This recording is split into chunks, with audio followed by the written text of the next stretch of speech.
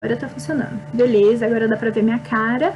Tá, beleza, então, vamos começar o After Class, que essa minha turminha sempre tem, me segura 1 hora e pouco depois, né? Então, pelo menos a gente brinca na Twitch. Tá, então vamos lá. Quem quer começar? Quer começar ali? Tá bom. Pode ir. Eu pergunto que não tem hora pra acabar. Então tá bom. Eu tenho uma curiosidade, na verdade, Sensei. Eu percebi que lá no Japão tem alguns bueiros.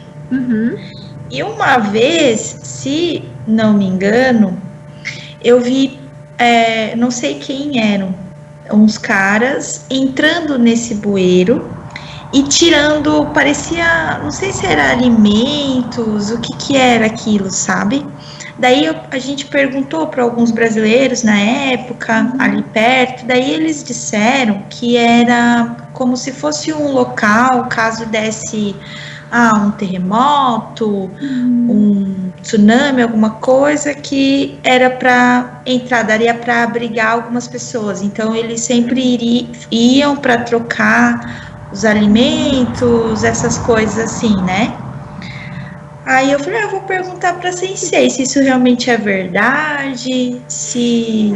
Então, bueiro não é muito comum, né? Hoje, porque o que acontece? Na verdade, esses espaços dos bueiros, eles são lugares de emergência? São. Para tsunami e terremoto? Não. Eles são tipo bunkers para situação de guerra, principalmente bombardeio aéreo.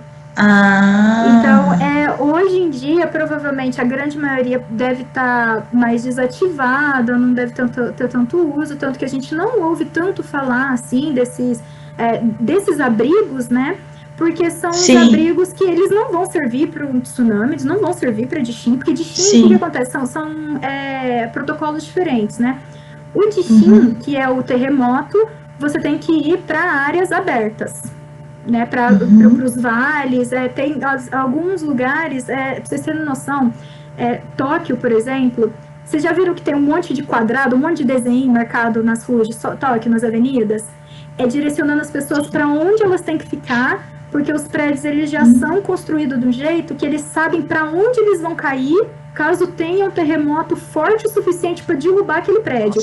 Ele já tem um sistema de ser jogado para um certo lado, por isso que as pessoas são direcionadas a irem para aquela área, porque para lá não tem, pelo menos dentro dos cálculos deles, não vai cair prédio, né? Então, Rafael Valente, boa noite, bem-vindo. No caso de tsunami, o protocolo é ir para lugares altos, né? Pode ser o topo dos prédios, né? Tem certos prédios que são direcionados como pontos de tsunami, montanhas, né? Faróis, essas coisas, né? E esses que são meio que dentro do bueiro, provavelmente eles devem estar sendo, ainda devem existir alguns, mas seria mais para bombardeio, para esse tipo de emergência, de invasão, bombardeio, e sim, eles fazem essas trocas.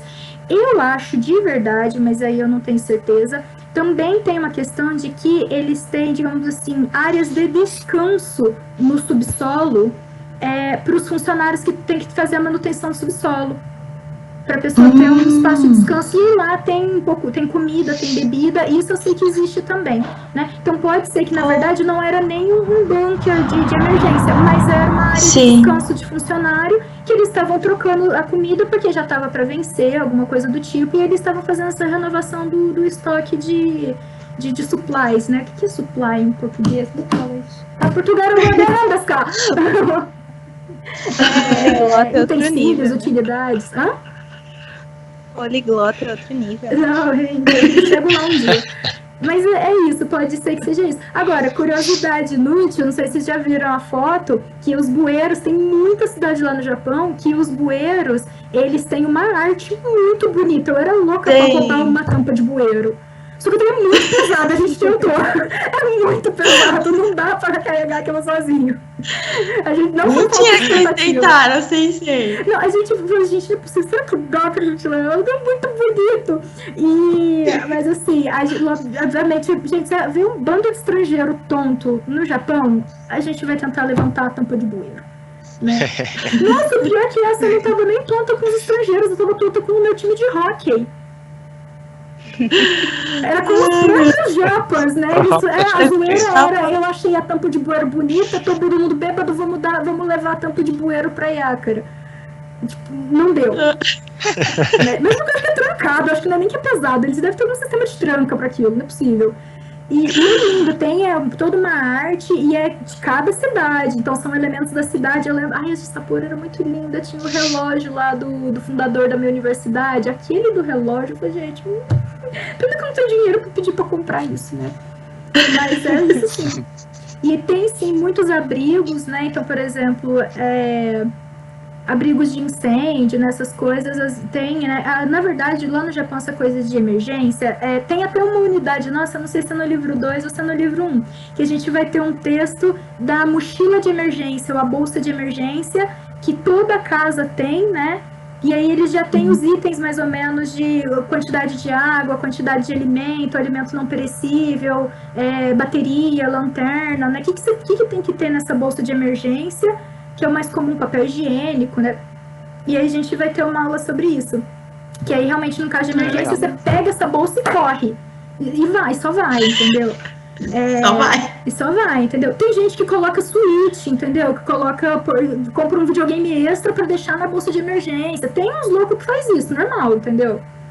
Quem tem, tá sobrando aspas, né? Lá o poder aquisitivo deles é muito maior que o nosso, né? Você não precisa, né, virar escravo o resto da vida pra pagar um videogame, né? Tipo, 3 arubaito, né?